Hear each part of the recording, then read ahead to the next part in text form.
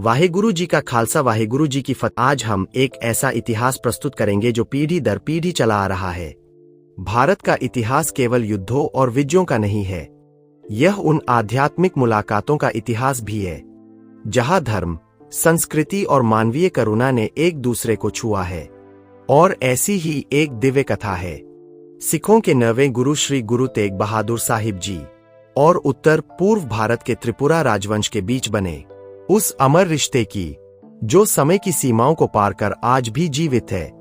पहला अध्याय, संधि का समय। असम में गुरु तेग बहादुर जी सन 1669 के आसपास की बात है। मुगल सम्राट औरंगजेब के आदेश पर राजा राम सिंह असम की ओर रवाना हुए थे। उन्हें असम के आहोम राजा चक्रध्वज सिंह को पराजित करने का आदेश मिला था। मुगल सेना शक्तिशाली थी, लेकिन असम की धरती वीरों की धरती थी। ऐसे में जब विनाश और हिंसा की लहर फैल चुकी थी, तब शांति की पुकार लेकर एक महापुरुष उस धरती पर पहुंचे, गुरु तेग बहादुर साहिब जी। गुरु जी ने दोनों राजाओं को धर्म और मानवता का संदेश दिया। उन्होंने कहा, जहां तलवार से निर्णय होता है वहां विनाश जन्म लेता है, जहां संवाद होता है वहां ईश्वर निवास करता है। गुरु जी की मध्यस्थता से राजा राम सिंह और आहोम राजा चक्रध्वज सिंह के बीच शांति की ऐतिहासिक संधि हुई। कहा जाता है कि ब्रह्मपुत्र नदी के तट पर स्थित धुबरी नगर उस समझौते का साक्षी बना। यह केवल दो राजाओं की संधि नहीं थी, यह धर्म, प्रेम और सत्य की विजय थी। इसी भूमि पर गुरु साहिब ने धुबरी साहिब में डेरा जमाया, जो आज भी एक ऐतिहासिक स्थल के रूप में विद्यमान है। दूसरा अध्याय, त्रिपुरा के राजा को मिला गुरु जी का आशीर्वाद। उसी समय की बात है। त्रिपुरा राजवंश के राजा राम माणिक्य देव बर्मा संतों और धर्मात्माओं के प्रति गहरी श्रद्धा रखते थे, परंतु उनके कोई संतान नहीं थी। उन्होंने सुना कि सिखों के 9वें गुरु गुरु तेग बहादुर जी धुबरी साहिब में विराजमान है। वह स्वयं वहां पहुंचे और गुरु जी के चरणों में माथा टेका। नम्र स्वर में बोले, गुरु जी, मेरी एक ही मनोकामना है, मेरे वंश को संतान का सुख मिले। गुरु जी ने करुणा से उनकी ओर देखा, अपने हाथ की अंगूठी जिस पर एक ओंकार अंकित था निकालकर राजा के माथे पर लगाया और कहा, यह निशान तेरे वंश में फिर जन्म लेगा। राजा ने श्रद्धा से सिर झुका दिया। गुरु जी की वाणी जैसे उनके जीवन में नई ज्योति बन गई। राजा ने श्रद्धा से गुरु जी को प्रणाम कर त्रिपुरा लौट आए। अध्याय 3, राजा रतन माणिक्य देव बर्मा का जन्म।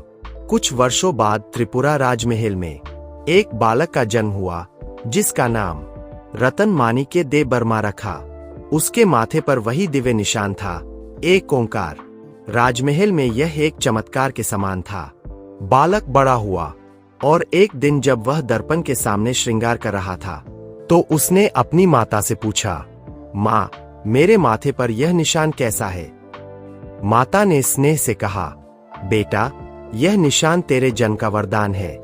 तेरे पिता ने गुरु तेग बहादुर जी से अरदास की थी और उनके आशीर्वाद से तू हमारे घर आया है। यह सुनकर रतन माणिक्य देव बर्मा की आत्मा भावनाओं से भर उठी। उसने कहा, माँ, मैं उस महापुरुष से मिलना चाहता हूँ जिनकी कृपा से मेरा जन्म हुआ। माँ की आंखें नम हो गईं। उन्होंने कहा, बेटा, अब गुरु तेग बहादुर जी इस संसार में नहीं है।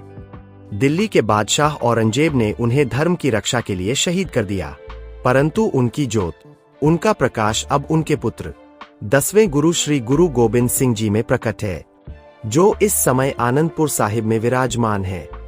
अध्याय 4, आनंदपुर साहिब की यात्रा।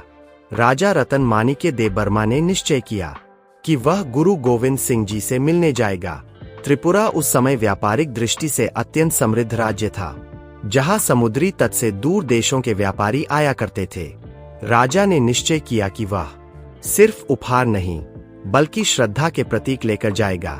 इतिहासकारों के अनुसार वह 5 अनमोल भेंट लेकर आनंदपुर साहिब पहुंचा। एक छोटा मगर दिव्य हाथी जिस नाम प्रसादी था, 2 5 कलाओं वाला शस्त्र, 3 चंदन का पलंग, 4 स्वयं चलने वाली शाही शतरंज, 5 और कीमती रत्नों आभूषणों से भरा संदूक। राजा ने इन उपहारों को गुरु गोविंद सिंह जी के चरणों में समर्पित किया। गुरु जी ने स्नेह से मुस्कुराते हुए कहा, राजन, तेरी श्रद्धा तेरे वंश की पवित्रता का प्रमाण है। तेरे पिता का आशीर्वाद अब तेरे कर्मों में दिखता है। गुरु जी ने उसे धर्म, साहस और करुणा के मार्ग पर चलने का संदेश दिया। वहीं से सिख पंथ और त्रिपुरा राजवंश के बीच एक आत्मिक रिश्ता स्थायी रूप से जुड़ गया। समय बीतता गया, राजाओं की पीढ़ियां बदली, पर यह श्रद्ध रिश्ता अमर रहा। त्रिपुरा और सिख पंथ उस युग की मिसाल है जहां धर्म और संस्कृति ने सीमाएं तोड़ दी, जहां पंजाब और त्रिपुरा दोनों धरतियां आध्यात्मिक प्रेम से बंध गईं। अध्याय 5, वर्तमान त्रिपुरा राजवंश। सदियों के बाद आज त्रिपुरा के वर्तमान महाराज प्रद्योत विक्रम माणिक्य देव वर्मा अपने पूर्वजों की उसी परंपरा को जीवित रखे हुए है। वह केवल एक राजपरिवार के सदस्य नहीं, बल्कि त्रिपुरा के लोगों की आवाज है, जनसेवा और संस्कृति के रक्षक। और मेरी उनसे यह विनती है कि 2025 में असम की धरती पर गुरु तेग बहादुर साहिब जी के 350वें शहीदी समागम का आयोजन होना है, तो महाराज प्रद्योत विक्रम माणिक्य देव वर्मा स्वयं वहां उपस्थित हो, श्रद्धा से माथा टेके और अपने पूर्वजों और सिख गुरुओं के बीच उस अमर संबंध का प्रतीक बने जो समय के साथ और गहरा हो जाएगा। उनकी उपस्थिति से एक बार फिर सिद्ध होगा कि इतिहास केवल पुस्तकों में नहीं, बल्कि दिलों में जीवित रहता है। अध्याय 6, एक विरासत जो अमर है। गुरु तेग बहादुर जी ने असम की धरती पर शांति की शिक्षा दी। गुरु गोविंद सिंह जी ने आनंदपुर में धर्म की तलवार उठाई और त्रिपुरा के राजाओं ने उस धर्म का सम्मान बनाए रखा। अंतिम वाक्य। यह कथा हमें याद दिलाती है कि सच्चे राजत्व की पहचान ताज में नहीं, बल्कि सत्य, श्रद्धा और सेवा में है। गुरु तेग बहादुर से लेकर प्रद्योत विक्रम माणिक्य देव वर्मा तक यह वही विरासत है जो भारत को जोड़ती है, धर्म को मानवता में बदलती है और इतिहास को अमर बना देती है।